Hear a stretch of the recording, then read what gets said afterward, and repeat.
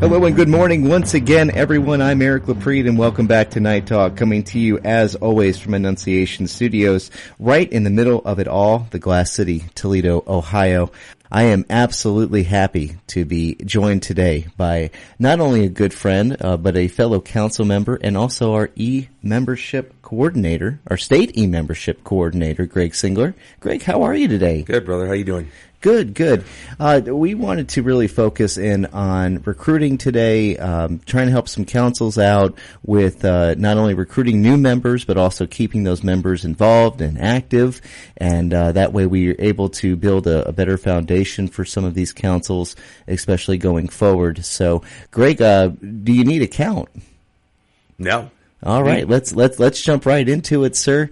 Once again, we are here with Greg Singler, who is our state e-membership coordinator, and we are going to be once again discussing how councils can do, how e-membership can help councils, and also how councils are able to keep those members once they are signed up.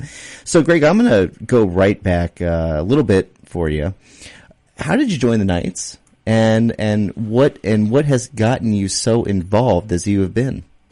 So I was a 22-year-old Catholic young man who was in college. So I was really looking forward to finding something to enhance my faith. And my best friend since kindergarten, he was a member of our council. He said, "Hey, why don't you join the Knights of Columbus?" And I'm like, "Nah, I got too much schoolwork. I'm too busy. I'm working a lot and everything and all this stuff." And then once I had a couple other people approach me and say, "Hey, you want to join?" And I'm like, okay. So I signed the Form 100 on Easter Vigil at Easter Vigil during Mass, during Father's homily. And I got a load. I got some flack for that, but it was all good at the end because he was proud of me for signing up for joining the Knights of Columbus. And then from there, I found our council. And I found a few guys that I just latched onto and said, "Hey, what's this? What's that? Why are we doing this? Why are we doing that?"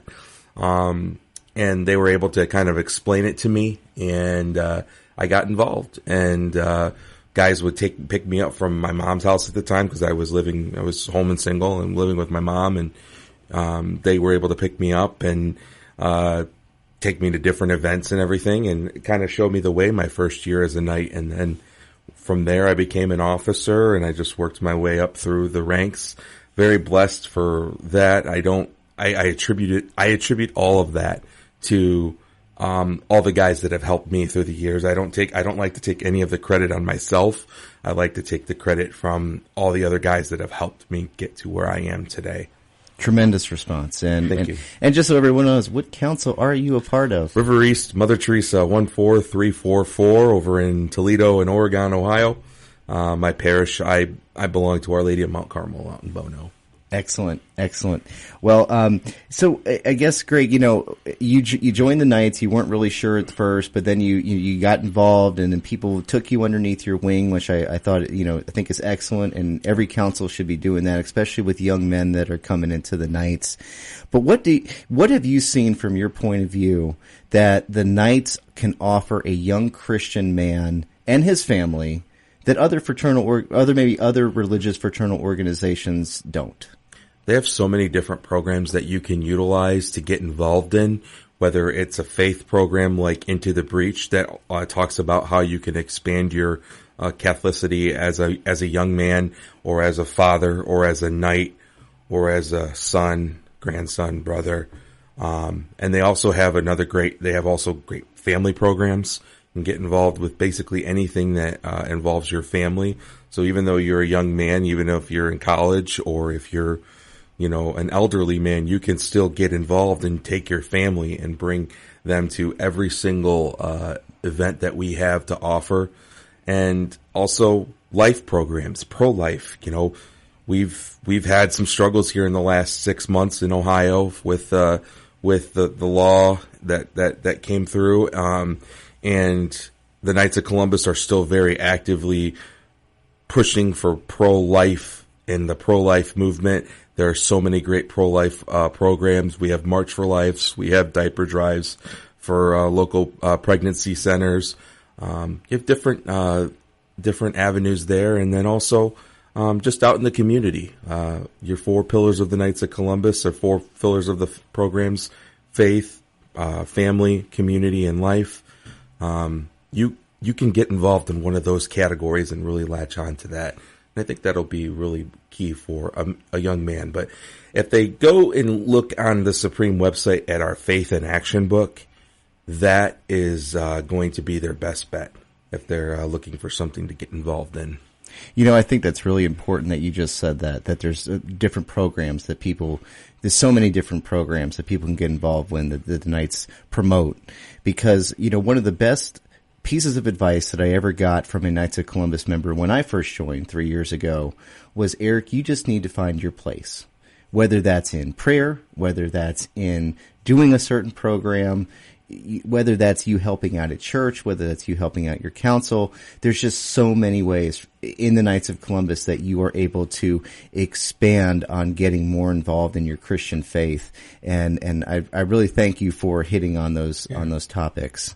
So, once again, we are here with Greg Singler, who is our state e-membership coordinator. Very glad to have him on the program today. Greg, going back to the new member thing, you were on the fence about joining. For other Catholic individuals who may be on the fence about joining, where can they go to find out more information on the Knights and how to join, and maybe where their place might be? Yeah, so there's 2 websites really. We have kfc.org, which is our Supreme website that has a lot of great information. That's the national website for the Knights of Columbus, and that's pretty easy to navigate too. Yes, it is very easy to navigate, but also here in the state of Ohio, we've got a great crew that keeps up on tabs with our state website, and our state website's got a lot of great resources on there, and it's kfcohio.org. And I would suggest you going there first, because a lot of the stuff that's on there also is going to be on the Supreme website, but it also gives you a local touch to seeing what Knights are doing across Ohio, not just nationally. So it gives you a more realistic feel of what you're getting into when you join the Knights of Columbus. So definitely that is it's a great, it sounds like that's a really great tool for the Knights to have. Also a little bit of a under the wraps thing is, when you're on the homepage of our state website, you can click on view all programs, and there's another button you click right at the top that's blue, and you can scroll through and you can click on all the councils in the state to see what maybe if you know the name of your local council or the number even of your local council, you can see what programs they've submitted and they've done. Now, and this was something that you brought up at a council meeting recently, and I definitely want to hit on this, is that on the state website there will now be, coming soon, there will be electronic Form 100s. Yeah, so we already have that with the e-membership, but this is just something for the transfers and reactivations in councils. So basically, all people have to do is go on the state website, yep, have that electronically signed, and then that will go straight to Supreme, correct? It'll go to the council member, and then it'll go to, then they have to email it over. Okay, excellent. So we're making this, it sounds like we're trying to make this as easy as possible for right. people. I did kind of want to hit on some of the programs, that we are, currently doing that people can find on the state website. What are some of those, maybe some of the favorite programs you have, or maybe ones that may be a little bit more popular than others? I would say definitely the popular ones always are going to be your pancake breakfasts. They're easy fundraisers for councils to do. They raise money for a lot of different causes, whether it's their Coats for Kids program, which is another great program that our council is very heavily involved in. I think we've done, on average about 15 to 20 cases of coats every year since we've started this program, really started this program about 10 years ago. And also the other program that that's kind of one of my favorites is the Into the Breach program. And I've already touched on that, and that's the program that, hits on fatherhood and knighthood and brotherhood and how to just be a better overall man and a better overall Catholic. And they have a new series out now, for members to, watch and get and latch onto. Yeah, I know that Into the Breach is something that our council has definitely gotten involved with. And, we've actually even brought in a couple new members, due to, having that Into the Breach series. So we definitely want to strongly encourage everyone, to go there and, to the state and learn more about Into the Breach and all the other programs that the Knights of Columbus are currently running, that are fantastic. Here today, once again, I have with me Greg Singler, who is our e-membership coordinator for the state. We're very, very happy to have Greg. So Greg, I guess, one question I really wanted to kind of circle back with you, when I first asked you, about your path to knighthood, is how important it was for the older guys to get involved in your path to knighthood and supporting you and making sure that you went to the meetings and, you were active. So I guess for some of the councils, and we're going to kind of talk more about councils in our second part here coming up. But I guess, when you see a council that has young guys coming in, what is your best advice to them to help, how to keep those guys involved and to keep them intrigued by the Knights? Find a program that the council does that it intrigues you and say, hey, I want to get involved. Hey, I want to do this. Maybe not necessarily be the chairman of the program, but just say, hey, I want to be on the committee or I want to just get involved in it. I think that if you find that program that the council's doing, whether it's if you go to the meeting or if you check your email or you check your newsletters, find that program that the council's doing and say, I want to get involved in that. Excellent. Excellent answer. You've done so well so far today, Greg. I'm just very, very happy. Once again, we're here with our state e-membership coordinator, Greg Singler. Very happy to have him on the program today. And we're going to go ahead and take our first commercial break. So we're going to hit that. And we want to thank once again, Greg, for being here. Yesterday, today, and forever. Hi, everyone. This is Bishop Daniel Thomas of the Diocese of Toledo, and this is the theme for our 2024 Annual Catholic Appeal, reflecting the Diocese of Toledo's participation in the National Eucharistic Revival, because Jesus Christ is the same yesterday, today, and forever. The Holy Eucharist strengthens and challenges us to follow his command to love our neighbors and to become the body of Christ for all who are in need and for all throughout our diocese. Folks, by making your donation to our annual Catholic Appeal, you help provide food, clothing, shelter, counseling for those in need, education and support for our clergy, resources for so many in our parishes and schools, and so much more. Through the Holy Eucharist, we experience Christ, who is the same yesterday, today, and forever, and we strive to make him present each day. Please prayerfully consider making a pledge today for the annual Catholic Appeal, sending in your gift, or making an intention to do so in the very near future. Thanks so much for your generosity. May God continue to bless you and your family as we celebrate Jesus yesterday, today, and forever. Do you want to put an end to abortion and the contraceptive mentality for good? Do you want to fight against the homosexual agenda and halt the march towards the legalization of same-sex marriage forever? Do you want to ensure religious freedom for ourselves and for our grandchildren? These things are impossible unless we convert the culture. St. Paul Street Evangelization is a grassroots initiative that recognizes this need and takes it to the streets. If you're interested in peacefully sharing your Catholic faith in a non-confrontational way with the people in your area, you can help. To learn more about St. Paul Street Evangelization, visit us at streetevangelization.com. That's streetevangelization.com. And don't forget to like us on Facebook.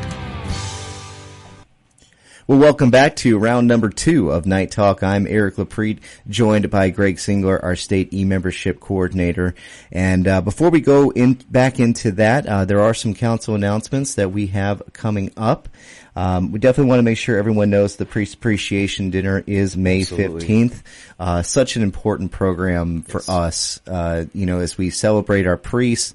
There is an award for the Shepherd Award, or Shepherd of Life Award. There is the Shepherd of Life Award that will be handed out to once again a very deserving priest that not only is a big help with I'm sure his Knights of Columbus Council, but also his congregation as well. So I do want to mention that it is $40 for a ticket. It is $320 to reserve a table. We will be having food provided by Butch's Country Catering. During the dinner, once again, the Shepherd of Life Award will be presented, and we want to make sure everyone remembers that is May 15th, and that will be at Greystone Hall in Perrysburg. Cash Bonanza tickets continue to be on sale. Those are $5 a ticket. Please see any member of the Knights of Columbus for tickets, as they should all have them and should all be selling them. So, and then we will be having our 4th degree exemplification ceremony. That will be the weekend of April 19th and 20th. Festivities will be held at the Holiday Inn in Perrysburg on Carenay Drive. April 19th will be the hospitality room, and then April 20th will be the actual ceremony. Now, Greg, you were also involved with that ceremony. Yes. Can you tell people what time they should be there? So the exempt starts at 10, so probably around 8:15, 8:30 you should be there. And if we have any members that might like to join the 4th degree, where can they go to find out more information? Contact Bob Bedwell or Dan Roglin. They're the ones that are kind of spearheading getting all of the information out to the members. And then also, we also always want to mention that Off the Streets of Toledo has drop-off points the 3rd Saturday of every month at St. Joseph's in Maumee. You can please visit their website at offthestreetsoftoledo.com for a full list of items that they will be able to accept. And then we're also going to be starting a drop-off point that will be at St. Ignatius on April 27th. So there will be now 2 drop-off points, one in Maumee and now one at St. Ignatius. So very happy to be starting that up as well. Greg, are you ready for round number 2? Absolutely. Let's do it. All right, let's do it, sir. So I really kind of wanted to shift more toward councils in this part.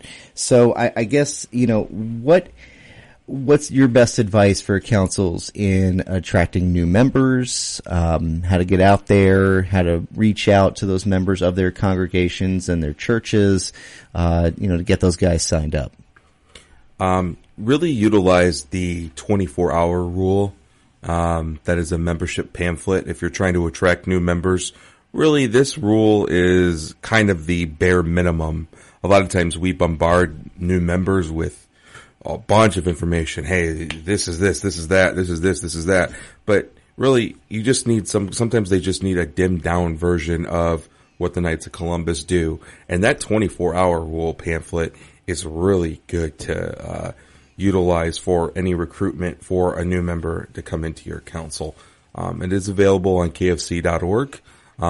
So if you just search in the search bar at the top, the 24-hour rule, it'll pop up and it's a downloadable PDF and you can print it out and distribute it at any activity or church drive that you may have.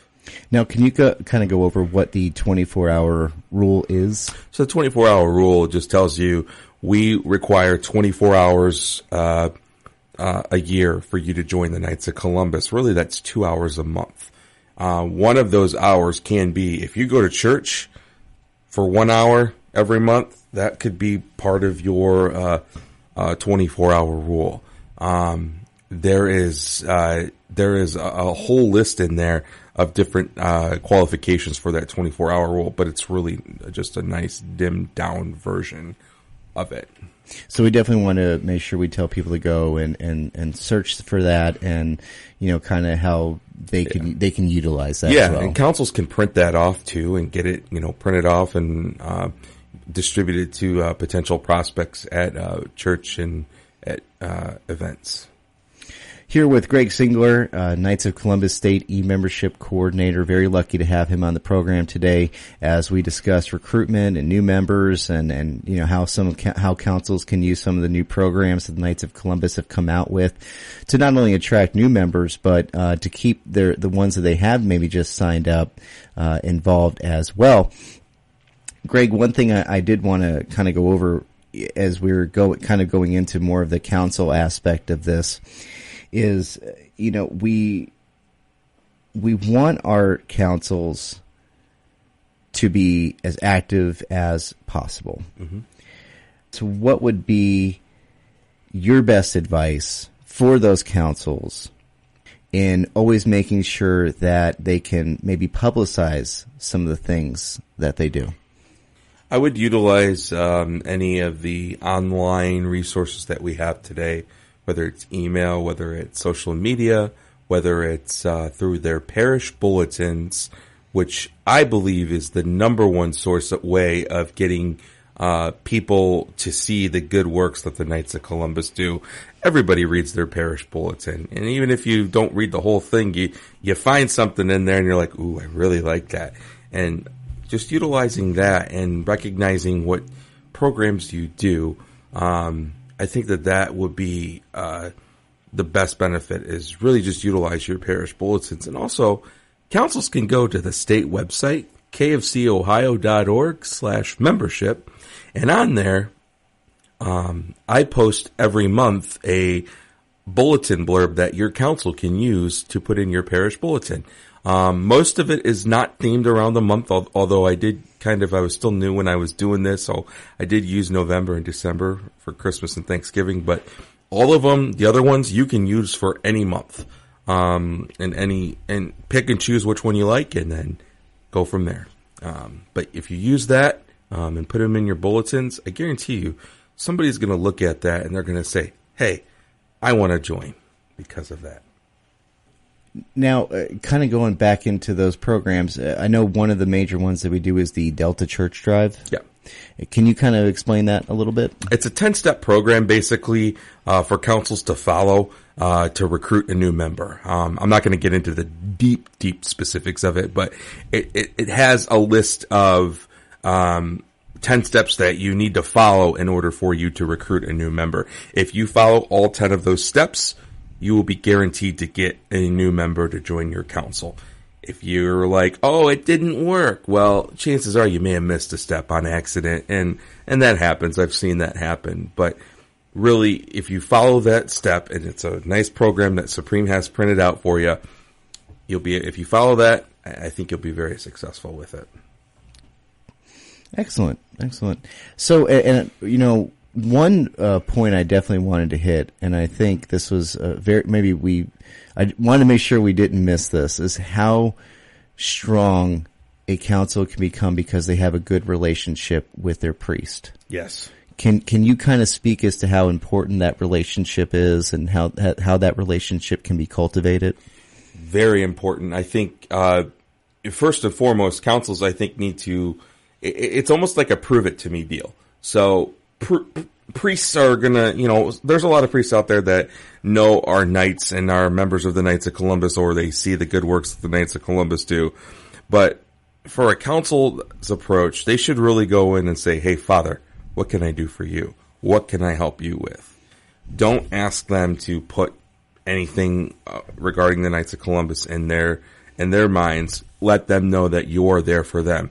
Once you start doing the good works that they are for them, at some point, Father's going to say, "Okay, you guys have done a lot for me. What can I do for you guys with the Knights of Columbus?" And in turn, I think that relationship is a give and go relationship, and then at that point, you've got a close relationship with your priests. You can take them out to dinner. You can do all these things. You can take them to that priest appreciation dinner and on May 15th, and really have them come have a good evening and have Father really see, okay, yeah, the Knights of Columbus really do support that parish priest, especially when the bishop's going to be there and supporting the event too. So I think that that's really important for councils to do, is basically start with asking Father, what can you do for him? Take him to dinner, such as the priest appreciation dinner. And then at that point, he should be able to open up for you. And I mean, that's so important considering that we were founded by a Catholic priest. Correct. We wouldn't be here. Wouldn't be here if it wasn't for him. Nope. So no. Well, Greg, let's keep it going once again here with Greg Singler, who is our state e-membership coordinator. And Greg, let's just go ahead and kind of wrap it up here a little bit. What is your challenge as e-membership coordinator? What would be your biggest challenge to councils in this upcoming year? So it is winding down towards the end of the fraternal year. Keep recruiting new members. And then my challenge to councils that go into the new fraternal year starting July 1, submit your programs on the state website. Remember, those are visible to anybody out there now. We did that on purpose so people can see our good works. Utilize that, because that could be a great way of recruitment for a new member to come in and say, hey, I want to join that council because they do a lot of good works for the Knights of Columbus. Excellent.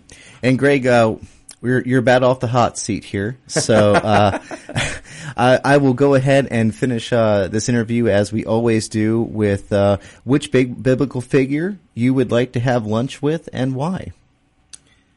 So I have a couple, but if I have chalk a little, I'm going to talk a little bit of chalk, and I'm going to say Jesus, and here's why. Jesus has always been a very important part of my life. And even in the darkest of times, I've prayed to him, and within the next day or two, something good has happened. If I was having a bad day, stretch of days, the next day or so, I have a good day. And it's just part of life. And I think that because Jesus is within you and with your life, I think he'd be a cool guy to hang out with and have lunch with. And heck, I even have a picture that my mom gave me that's still hanging up in my basement of Jesus playing basketball with two young kids that she gave me for my first communion. That's how cool of a figure that Jesus was. He was that figure, that man that was able to be there for you in any sort of circumstance. Well, Jesus is still the prevailing winner on that question. So once again, we want to thank Greg Singler, our e-membership coordinator, for stopping in and talking to us today.